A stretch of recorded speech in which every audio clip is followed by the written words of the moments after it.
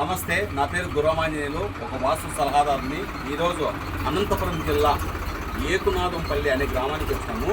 అంటే యూట్యూబ్ ద్వారా ఆయన చూసి యూట్యూబ్ ద్వారా వీడియో చూసి నాకు ఫోన్ చేసావా చేసినాడు. ఏం పేరు మీ పేరు? బ్రహ్మానంద రెడ్డి గారి ఇంటి గృహానికి వచ్చాము. ఇది బ్రహ్మానంద రెడ్డి వాళ్ళ గృహము.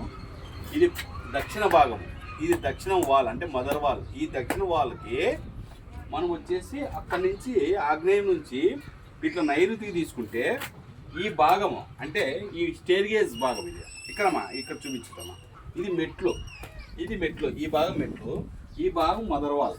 ఈ మెట్లు అనేది దక్షిణ నైరుతి పెరిగి దోషం కింద దక్కదాం. ఎందుకంటే ఇది 8 ఇంచులు వస్తుందండి. ఈ వాల్ 8 ఇంచులు రావడం వల్ల ఇల్లు మైనస్ అవుతుందంటే ఈ మదర్ వాల్ అంటే ఈ ఆయం గోడకు మాత్రమే ఇల్లు ఉండాలండి. కాంపౌండ్ లేదు, ఇంటికి కాంపౌండ్ లేనందున ఈ గోడ ఎక్స్టెన్షన్ కావడం వల్ల మైనస్ అవుతుంది, దండ నష్టం జరుగుతుంది.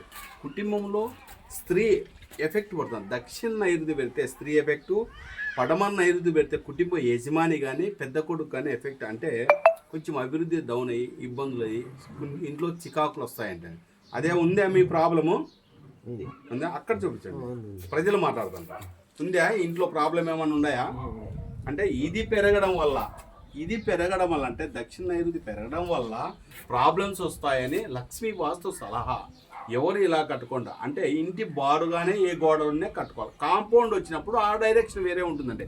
అంటే పైశాచిక వీధి అంటారు, ఆ వీధి పరంగా కట్టడం వేరే. ఈ ఇంటికి స్థలం లేనందున పూర్వం ఏ విధంగా చేస్తున్నారో తెలియదు. ఇలాంటి పొరపాటు చేసుకోకుండా ఇంటి లెవెల్కే గోడలు కట్టుకోవాలి. థ్యాంక్ యూ అండి, మీ గురమాంజన్లో.